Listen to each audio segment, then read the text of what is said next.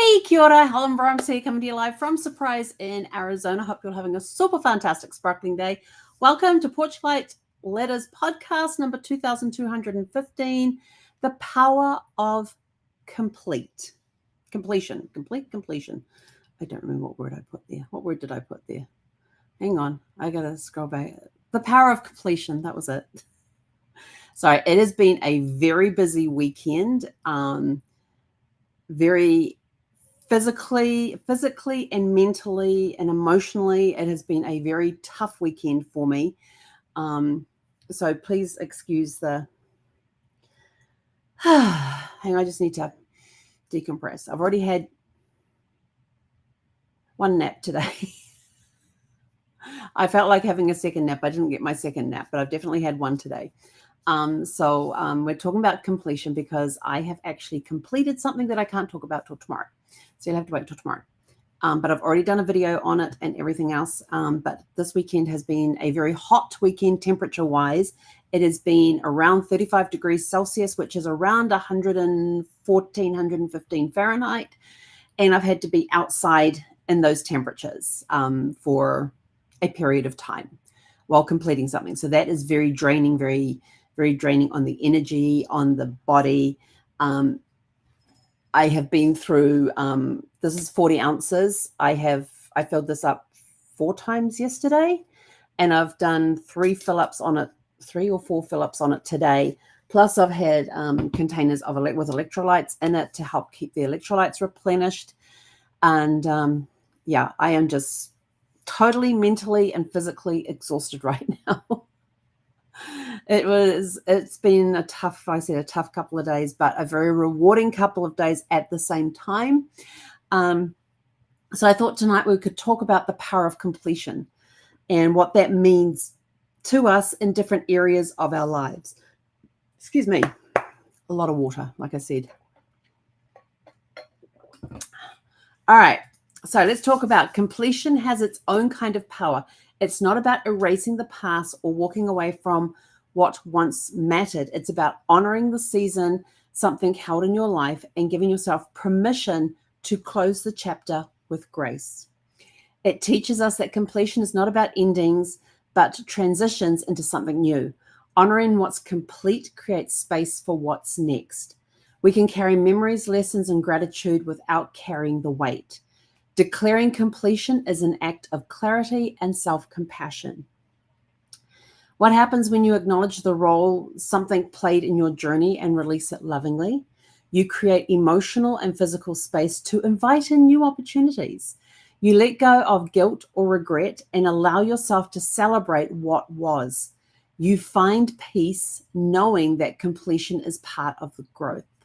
And I will tell you this, I have done, since I've learned about completion, when something has ended or has, when I have ended using something or leaving an area, I have put myself as being complete in that area or with that. I'd like, when I moved out of the house, when I moved out of our place in Solana Beach to move into the RV full time back in 2019, I did a live video from the house and I had all the lights on in the house, and I started at the master bedroom and walked through every room of the house, turning the lights off as I went.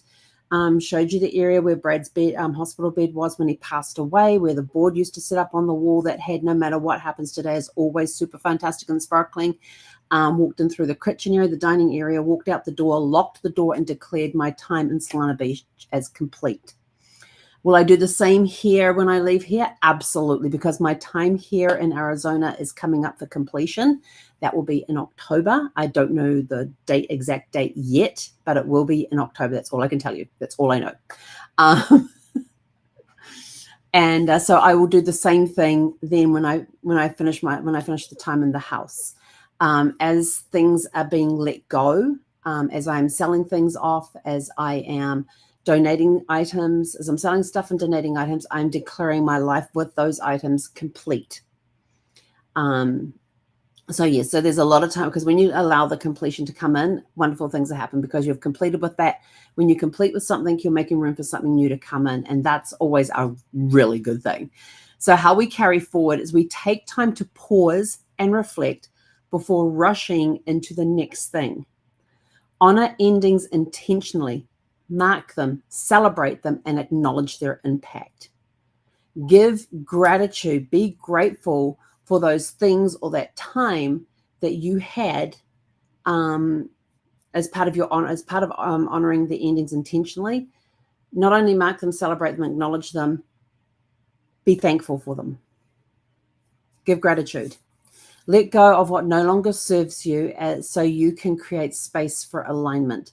I will tell you this, when I'm having to do an international move now, moves across the country from state to and interstate in the same state to another state and all that, that's been no problem at all. We've done a bit of sorting and cleaning, and yes, we've carried some junk with us. But this time, this is something very different because I'm going international and I don't want to go home with a lot of crap. So I think I would tell you this right now, because of my love of movies and all the DVDs I have. My brother has graciously been researching DVD and Blu-ray players in New Zealand that can play multiple regions. If you don't know, different regions have different formatting for DVDs and Blu-ray discs. And somebody will say, well, why don't you just go all digital? I can't. I have a lot. Why don't I just sell them on it? I can't. Some of them are no longer available. And so I have to, so I'm taking my DVD collection with my DVD and Blu-ray collection with me, but I need a player to play on it down there. The players we have here only do 110 volts. They don't go up to, if they did 110 to 220, not a problem. I just stick a plug on it and we're good to go. Actually, I don't think I've checked my DVD player. But if I get the multi-regional one in New Zealand, that my brother's done awesome research for me. And so I actually have a spreadsheet going. Whenever I ask him to go, can you go research this for me? He knows all the good places to go in New Zealand to have a look at this stuff. He knows where the stores are and all that sort of thing. So he researches it. He does it all online and he sends me the links, and I put the links into a spreadsheet. I have the spreadsheet going of stuff that I have to purchase when I get into New Zealand and get my house. And I've got to prioritize the order of purchasing and all that sort of stuff. And but he has graciously gone and researched this stuff for me. Could I have done it? Absolutely. But he wants to feel part of the move. And so this is a way I can help him feel part of my homecoming, if you want to call it that. This way he's got a role to play in my homecoming. He's a whiz with electronics. So why would I spend my time going and researching it when I know that he is a whiz with electronics and he will know the best places to get the right stuff? So I just let him go do his thing, and he sends me messages with links, and it's wonderful. It works fantastic because then I don't have to research it. But yeah, so he's found these DVD Blu-ray players where on some of them it will automatically detect the DVD region and play it according to that. But on the Blu-ray side, you actually have to set the region. Will I eventually phase out one and bring in the other DVDs? Probably not. It's just an expense I don't need. I've already got the movies, so why not watch them have it? The issue I'm going to have, and this is for anybody going overseas, is with Amazon. And let me tell you about this, because I have my Fire Stick, which is perfectly fine. But as soon as I put that it's in the region of New Zealand, I can no longer watch any of the movies that I have purchased through Amazon on my Fire Stick, because it says it's now in New Zealand, not in the US. But if I leave it on the US region, even though I am in New Zealand, because this is that, because somebody said, "What if I'm traveling with my Fire Stick? How do I do that?" They said you have to leave it on the US region in order to be able to stream any movies that you have purchased. I don't know if they have changed that or not. But here's the cool thing: people go, "But what about the power supply?" Let me tell you about the power supply. So the Amazon has now come out with a USB charger for your Fire Stick. So you no longer have to plug it into an outlet. And here's the cool part. The USB will plug into the USB on the TV. So you plug the power cord into the, so I haven't taken it out of the box, but I just bought one because it was on sale. I should have bought two. Do I need one or two? I've got two Fire Sticks. Maybe I'll keep one in New Zealand. Maybe I'll get one when I get to New Zealand and keep it on New Zealand, and the other one I'll put on the US. I don't know. But anyway, So with the Fire Stick, I just bought one, and it's got a little power pack with it. You plug it into the Fire Stick, and then the other end plugs into the USB slot on your TV. And now the TV powers the Fire Stick. And I was like, yes. I already knew that that I just needed to change out the cord to go to the because you know how they have those little black boxes on them. Yeah, I could just change out the cord and all of that sort of stuff, and I could do the power thing. But this makes it even easier. I don't even have to worry about the power difference. I just plug it into the TV and the USB port, and it's done. Although for me, it's going to be on a projector, because I have a projector that comes with a 100-inch screen that I'm going to put up on a wall, and my brother's going to help mount it on the ceiling and everything, and get it all wired in and everything else, and we'll get speakers. I'll probably get a company to come in and do the speakers, because they have to be balanced and all that sort of stuff. But yeah, my brother is going to help me install a projector, and I already have the projector. And I said, and I said, well, it goes from 110 to 240. And he sort of says, well, what does the plug look like? So I took the pictures. I sent them down to him of the thing. He went to my mum and dad's place and said, this is for Helen when she gets here. And it was the power cord to fit my projector. He has a big box container or whatever of power cords, which is awesome, which means when I get down there, even my Apple stuff, he's got the adapter that goes from the pack to the wall socket. But I have another challenge for him, and I have to find it first, because I need to take a picture of it and go, do we have anything like this in New Zealand? And it's of an outlet that has the power outlets on there, but it also has USB and USB-C outlets on it too for the other stuff, for like my laptop. So he's helping me sort all my electronics out, which is absolutely awesome, and I love him for doing that. So anyway, so we're talking about how we carry forward. So we talked about taking time to pause, reflect before rushing into the next thing, honoring endings intentionally, mark them, celebrate them, acknowledge them, be great, show gratitude for them. Let go of what no longer serves you, so you can create space for alignment. There's a lot of alignment going on right now. I will tell you that as stuff is going out of this house, there is so much, and I'm marking my time with that item complete. There's a lot of stuff going on. Trust that completion is not lost. It's opening for renewal, which is exactly what it's doing.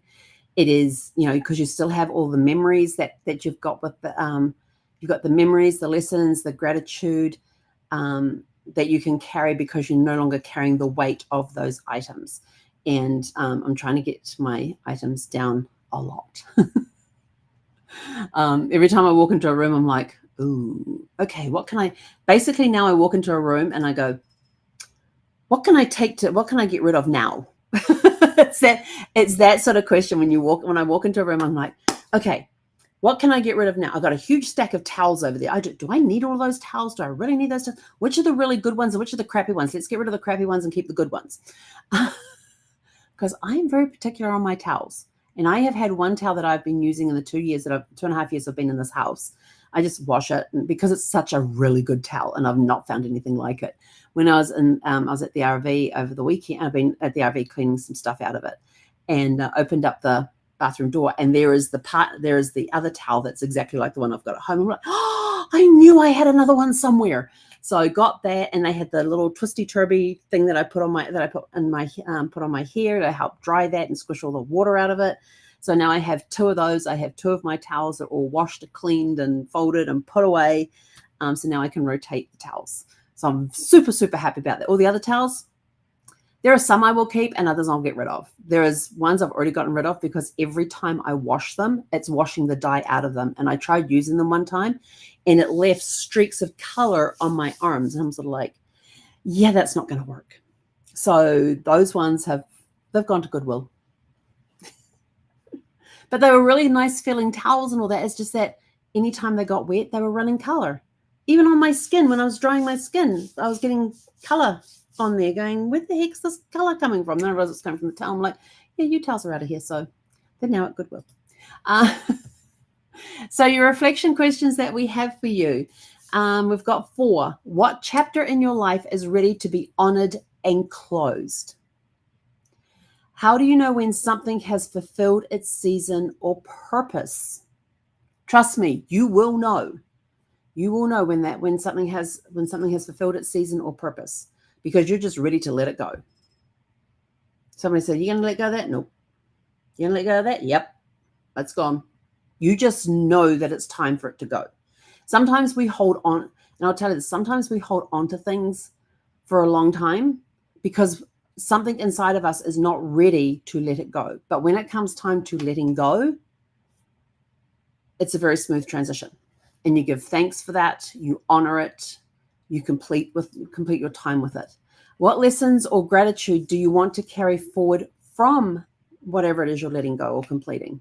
And how does completion create space for what's next? I like that question because it's like decluttering. When you start clearing out the clutter, your brain becomes more engaged. You're more active with your brain. You're more creative. You're more productive. Physically, you feel like a weight's been lifted off your shoulders. You have more energy. There's just a lot of things that happens when you let go. And then you realize that how much you've actually been carrying around, and I have noticed with myself, this is with myself, not with everybody, but with myself, that when I let go of stuff and give it away, sell it, whatever, when it's gone from the house and it's been completed, I have a physical change as well. Not only do I have more energy, I start noticing changes in my body of how my body feels when I am moving around. I move freer. Sometimes weight comes off, which is awesome. But it's also, you're releasing stress. Sometimes you're releasing stress because you've been holding on to something for too long, but you know when in the right time is to let go. And then in closing tonight, completion is not the end of the story. It's turning the page. Within endings, we find beginnings, waiting quietly for their moment. And with that, we are out of here. We'll be back tomorrow evening at 7 p.m. Pacific because it is Monday night tomorrow, and I have my AI Accelerator class on tomorrow. So we will see you tomorrow evening.